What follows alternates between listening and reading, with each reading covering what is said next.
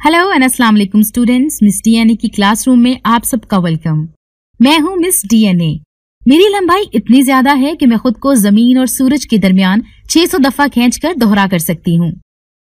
तो आइए आज हम क्लास 9 बायोलॉजी के चैप्टर नंबर 1 बायोलॉजी का तारुफ यानी इंट्रोडक्शन टू बायोलॉजी में बायोलॉजी की डिविजन्स और शाखें, branches and divisions of biology, biology के दूसरे साइंसी अलूम से ताल्लुक, relationship of biology to other sciences, biology से मुंसलिक पेशे, careers in biology, Quran and biology, Quran और बायोलॉजी के बारे में पढ़ेंगे।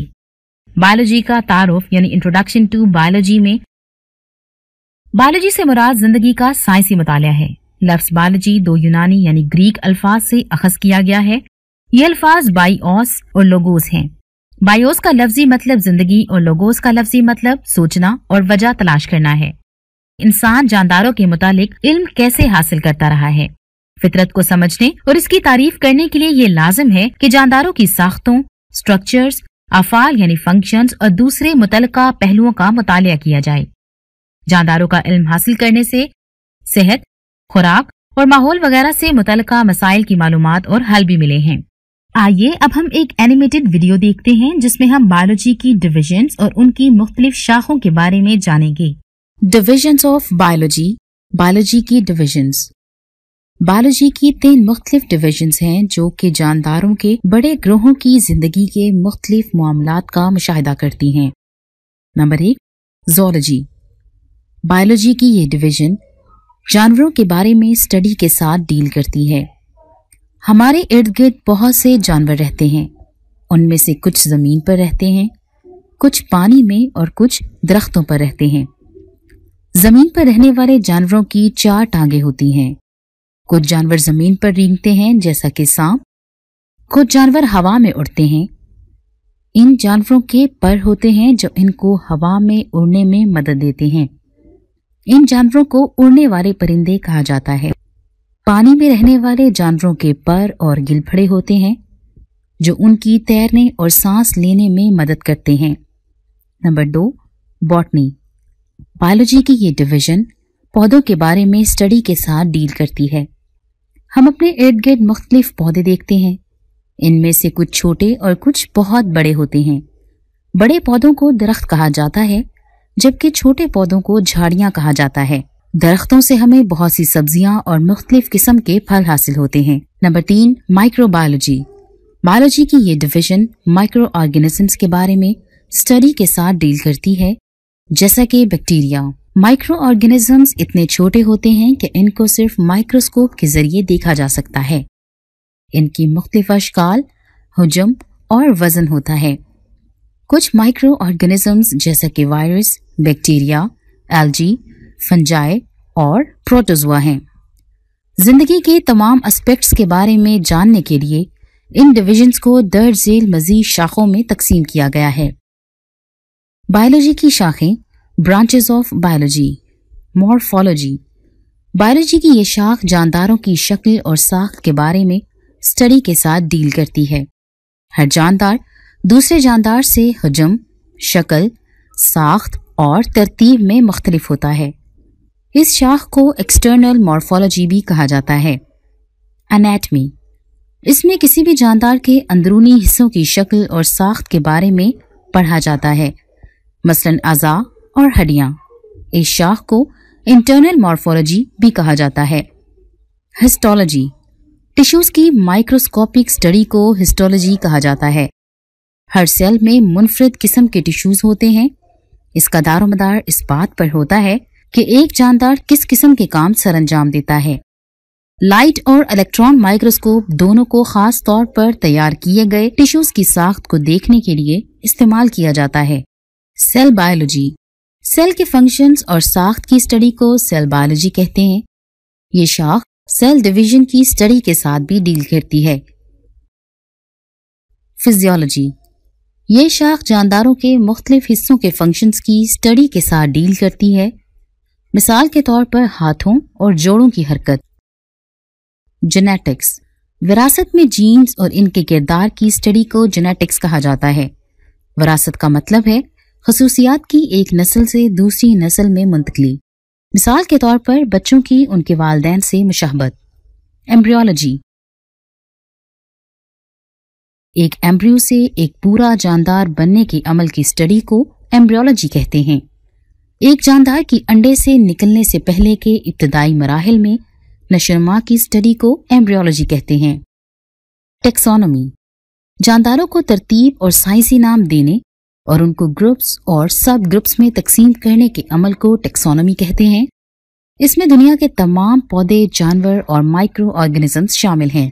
पैलियोंटोलॉजी, ये उन फॉसिल्स की स्टडी है जो कि जानदारों की बाकियात हैं और जो माजी में मौजूद थे और जो कि अब नापैद हो चुके हैं। एनवायरमेंटल बायोलॉजी, ये जानदारों और उनके माहौल के दरमियान बाहमी ताल्लुक का इल्म है। मसलन पौधों को सांस लेने और नशोनुमा पाने के लिए पानी और सूरज की रोशनी की जरूरत होती है। सोशियो बायोलॉजी, ये जानवरों के रवैयों और आदात को जानने का इल्म है जो कि एक मुआशरा बनाते हैं। पैरासिटोलॉजी, ये शाख पैरासाइट्स की स्टडी को डील करती है। पैरासाइट्स ऐसे जानदार हैं जो कि दूसरे जानदारों से खुराक लेते हैं और बदले में उन्हें नुकसान पहुंचाते हैं। उनकी साख्त, खुराक की तरसील का तरीका और होस्ट पैरासाइट रिलेशन सब पैरासिटोलॉजी में पढ़ा जाता है। बायोटेक्नोलॉजी, जानदारों से ऐसे मादे लेना जो कि इंसानियत को फायदा दें। बेकिंग ब्रेड बनाने के लिए खमीर का इस्तेमाल बायोटेक्नोलॉजी की एक मिसाल है। इम्यूनोलॉजी, ये जानवरों के मदाफती निज़ाम का इल्म है जो कि जिस्म पे हमला आवर जरासीम का दिफा करता है। एंटोमोलॉजी, हशरात के इल्म को एंटोमोलॉजी कहते हैं। इस शाख में हशरात की 1 मिलियन से ज्यादा अनवाह का जिक्र किया गया है। ये सबसे ज्यादा तादाद में पाए जाने वाले जानवर हैं। इसमें इनके हजम, साख्त, शक्ल और तरतीब का मुतालिया किया जाता है। फार्माकोलॉजी, ये अदवियात बनाने और अदवियात का जानदारों पर असरात जानने का इल्म है। इसमें मुख्तलिफ बीमारियों के इलाज के लिए मुख्तलिफ अदवियात बनाई जाती हैं। उम्मीद है कि आपको इस एनिमेटेड वीडियो की मदद से समझ आ गई होगी बायोलॉजी की डिविजन्स और उनकी शाखों के बारे में। आइए अब हम relationship of biology to other sciences यानी बायोलॉजी का दूसरे साइंसी अलूम से ताल्लुक के बारे में पढ़ते हैं। बायोलॉजी का दूसरे साइंसी अलूम से ताल्लुक, relationship of biology to other sciences. Biophysics, इसका ताल्लुक फिजिक्स के उन कवानीन के मुताले से है जिनका इत्तलाक बायोलॉजिकल मज़ाहिर पर होता है। मिसाल के तौर पर फिजिक्स में लिवर और बायोलॉजी में जानवरों की टांगों के काम करने के असूल एक से हैं। बायोकेमिस्ट्री, इसका ताल्लुक जानदारों में मौजूद मुख्तलिफ कंपाउंड्स और केमिकल रिएक्शंस के मुताले से है। मिसाल के तौर पर फोटोसिंथेसिस और रेस्पिरेशन के बुनियादी मेटाबॉलिज्म को समझने के लिए केमिस्ट्री का इल्म इस्तेमाल किया जाता है।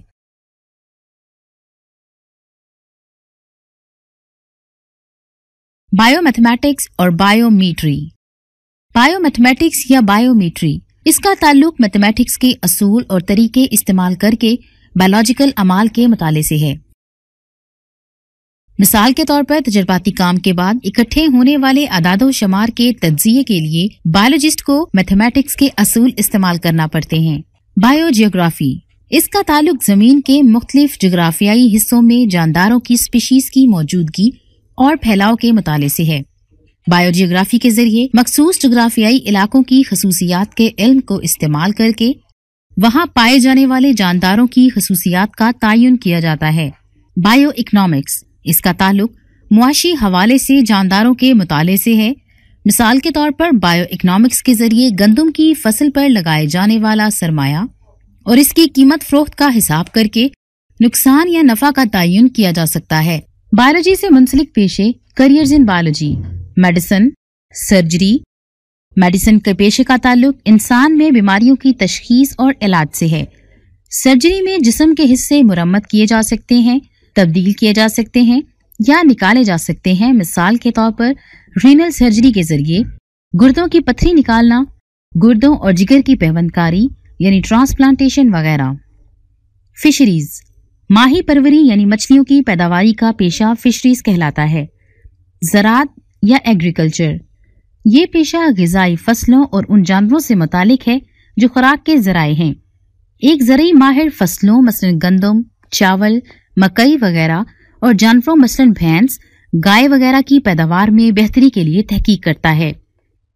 इल्मे हैवानियात परवरी, एनिमल हस्बेंड्री, ये एग्रीकल्चर की एक शाख है जिसमें पालतू जानवरों, माल मवेशी लाइफ स्टॉक मसलन भेड़, गाय, भैंस वगैरह की हिफाजत और नस्ल कशी यानी ब्रीडिंग की जाती है। हॉर्टिकल्चर, इसका ताल्लुक बागबानी से है। इसका माहिर आराइशी पौधों और फलों वाले पौधों की मौजूदा अक़साम की बेहतरी के लिए और नई अक़साम पैदा करने के लिए काम करता है। फार्मिंग, इस पेशे का ताल्लुक मुख्तलिफ अक़साम के फार्म तैयार और महफूज करने से है। मिसाल के तौर पर कुछ फार्म्स में नस्ल कशी के ऐसे तरीक़ाकार इस्तेमाल किए जाते हैं जिनसे ज्यादा प्रोटीन्स और दूध देने वाले जानवर पैदा हों। पोल्ट्री फार्म से मुर्गियों और अंडों की पैदावार हासिल की जाती है। फॉरेस्ट्री में पेशावर कुदरती जंगलात की हिफाजत करते हैं और हुकूमत को मसनूई जंगलात की काश्त और नशोनुमा के मशवरे देते हैं। बायोटेक्नोलॉजी, बायोलॉजी में ये जदीद तरीन पेशा है। इसके माहिर वो महकीक और अमली काम करते हैं जिनमें माइक्रो ऑर्गेनिज्म से मुफीद मसनूआत बनवाई जाती हैं। मैं उम्मीद करती हूँ आपको इस टॉपिक की अच्छे से समझ आ गई होगी। आइए अब कुरान और बायोलॉजी के मुताला देखते हैं। कुरान और बायोलॉजी। कुरान पाक में कई जगहों पर अल्लाह ताला जिंदगी की इब्तिदा और जानदारों के खवास के मुतालिक इशारे देते हैं। इन्हीं आयात में नसीहत की गई है कि इशारे पाने के बाद इंसान जिंदगी के नामालूम पहलुओं की खोज भी लगाए। यहाँ हम इन रहनुमा असूलों की चंद मिसालें देखेंगे। हमने हर जिंदा चीज पानी से तख्लीक की, सूरह अंबिया आयत नंबर 30। हम जानते हैं कि पानी तमाम जानदारों के प्रोटोप्लाज्म का 60 to 70% बनाता है। हम ये भी जानते हैं कि जिंदगी का आगाज पानी में हुआ था। मदरजा वाला आयत तमाम जानदारों की पानी में मुश्तरका इब्तिदा का इशारा भी देती है। आइए अब हम सिमुलेशन देखते हैं। ब्रांचेस ऑफ बायोलॉजी, बायोलॉजी की शाखें। इनमें से एक सही जवाब को उस टोकरी में डालें। इस शख्स का ताल्लुक जानदारों की बनावट और साख्तों के मुतालिया से है। सोचिए वो कौन सी शाख होगी? जी हाँ, वो शाख मॉर्फोलॉजी है। वेरी गुड, ये सही जवाब है। अंदरूनी साख्तों के मुताले को क्या कहते हैं? सोचिए, जरा गौर कीजिए। वेरी नाइस, अंदरूनी साख्तों के मुताले को एनाटॉमी कहते हैं। ये बिल्कुल सही जवाब है। बहुत खूब बच्चों, वेल डन। जानदारों के टिश्यूज का माइक्रोस्कोप की मदद से मुतालिया करना क्या कहलाता है? जी तो बच्चों, अपने जहन पे जरा जोर दीजिए।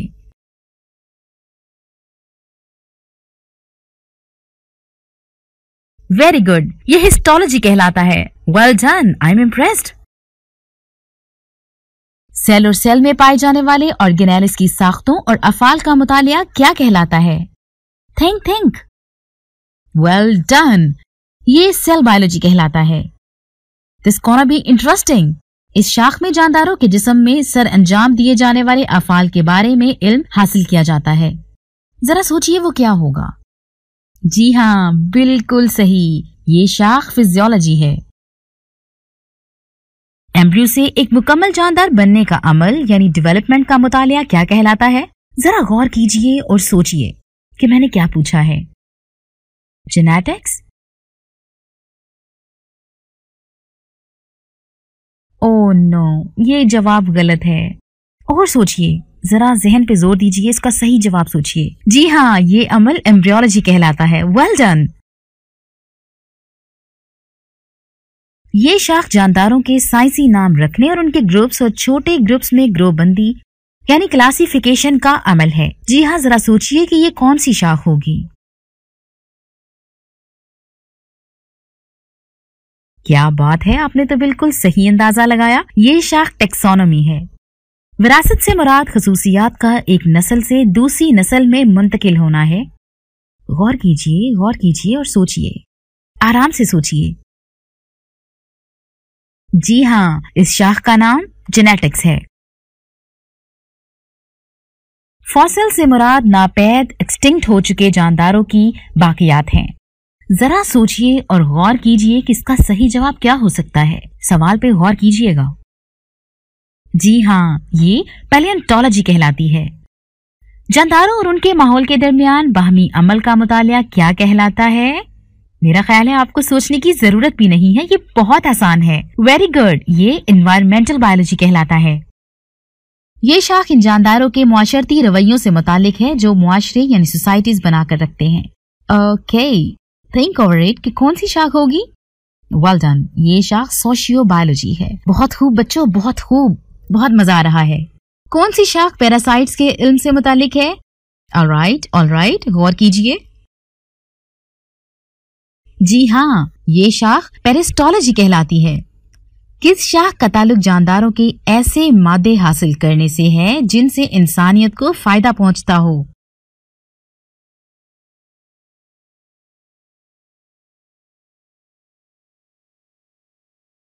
एक्सीलेंट, ये शाख बायोटेक्नोलॉजी है। ये मुतालिया जानवरों के मदाफती निजाम यानी इम्यून सिस्टम का अमल है जो जिस्म में नुकसानदेह माइक्रो ऑर्गेनिजम्स के खिलाफ दिफा करता है। मेरा ख्याल है नाम से ही आपको अंदाजा हो गया होगा कि ये शाख कौन सी हो सकती है।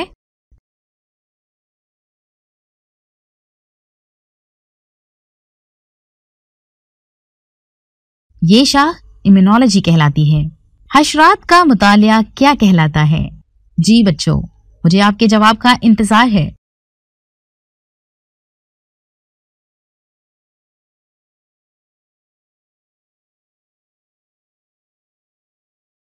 वेरी नाइस, ये शाख एंटोमोलॉजी है। Well done. मेडिसिन और जानदारों के जिस्म पर इनके असरात का मुतालिया किया जाता है। जी हाँ, ये शाख फार्माकोलॉजी कहलाती है। वेल डन बच्चों, हमारा ये सेशन बहुत इंटरेस्टिंग था और मुझे लगता है मेरे साथ साथ आपने भी खूब एंजॉय किया होगा। उम्मीद है इस सिमुलेशन से आपको बहुत अच्छी तरह से इस टॉपिक के बारे में समझ आ गई होगी। आइए अब कुछ सवालात देखते हैं। इस सवाल में पूछा गया है कि ऑर्गेनिजम्स के मुख्तलिफ हिस्सों के अफ़ाल के मुताले को क्या कहा जाता है। ऑप्शंस आपके सामने हैं। Botany, zoology, physiology, none of the above. सोचिए और इसका जवाब बताइए कि क्या हो सकता है।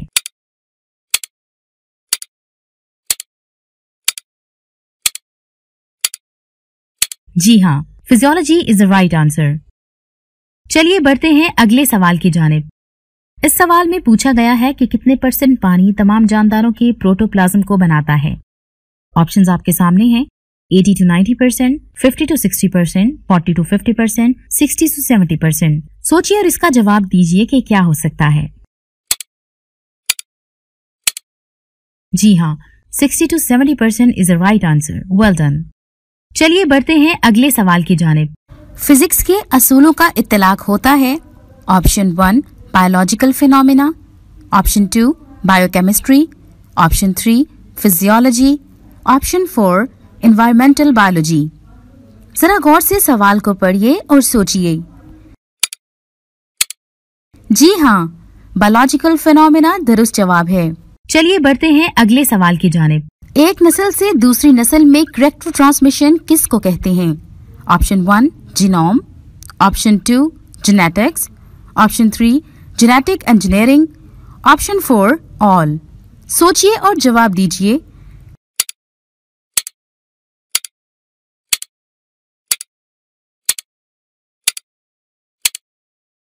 जी हाँ, genetics is the right answer. Well done students. तो ये था हमारा आज का लेक्चर। उम्मीद है कि आपको पसंद आया होगा और अच्छे से समझ भी आ गया होगा। आपसे अगले लेक्चर में मुलाकात होगी। तब तक के लिए अपना बहुत ख्याल रखिएगा और अपने घरों में महफूज रहिएगा। अल्लाह हाफिज।